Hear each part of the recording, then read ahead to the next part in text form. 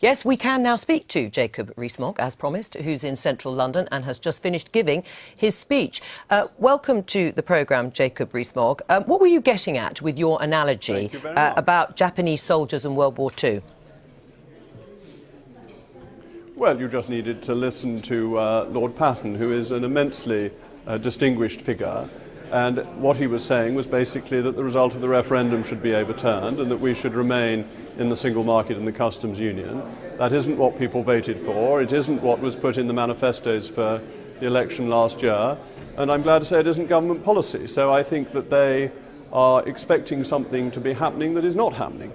Right. I mean, you've also said reneging on Brexit would be like Suez, a national humiliation based on lies.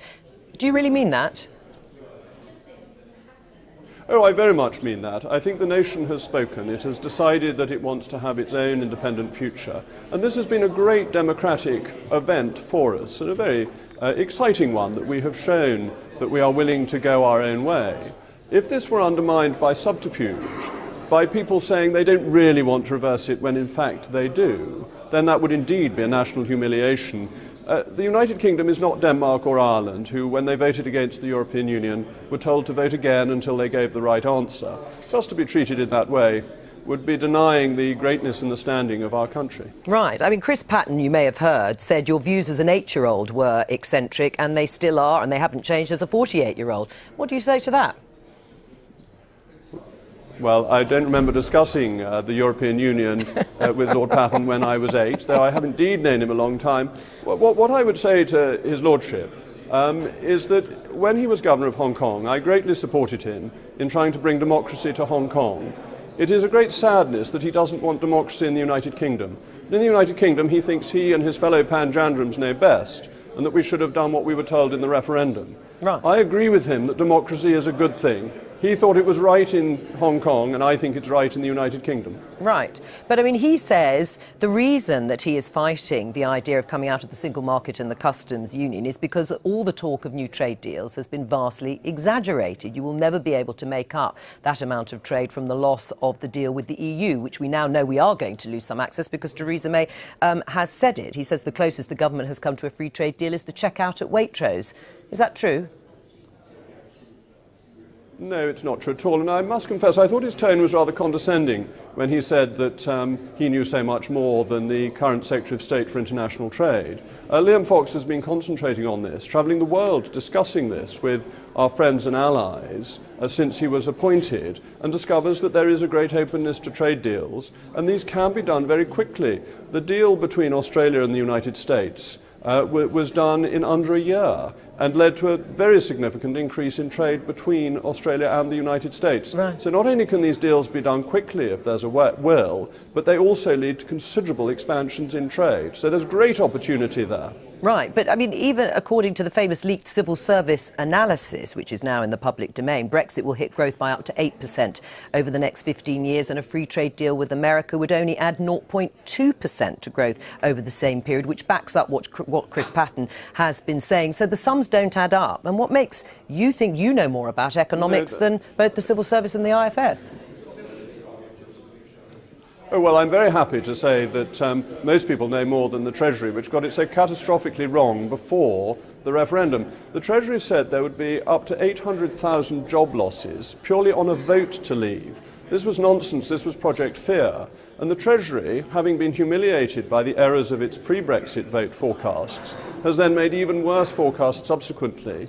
And in that paper, it did not even consider, it did not evaluate, it made no estimates for the government's preferred option by way of the deal that we would have. So it was a worthless paper. And there are many better economists and professional economists, not like me, I accept that I am not a professional economist, who believe that we will have very significant advantages if we embrace free trade.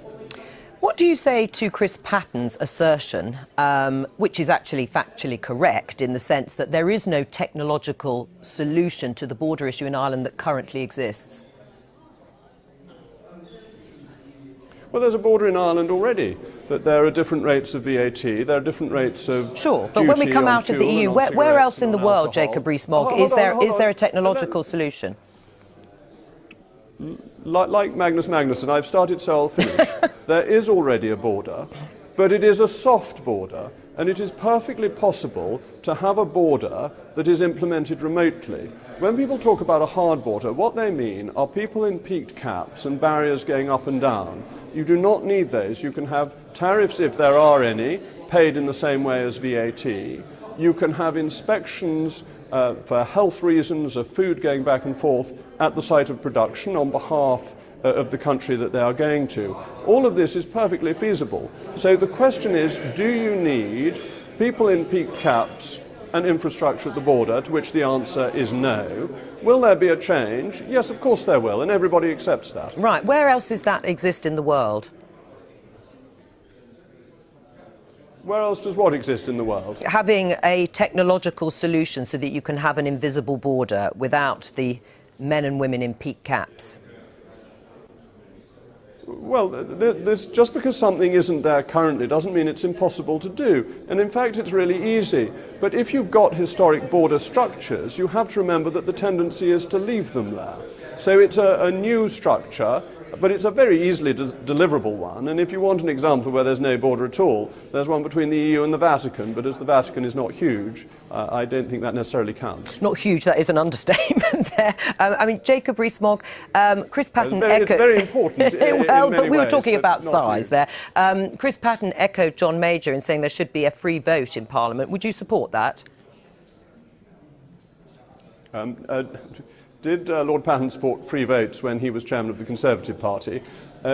Conservatives stood on a manifesto saying that they would implement the referendum and that we would leave the single market and the customs union. If you have said to your voters that that is what you will do, in honour you owe it to them to deliver on that.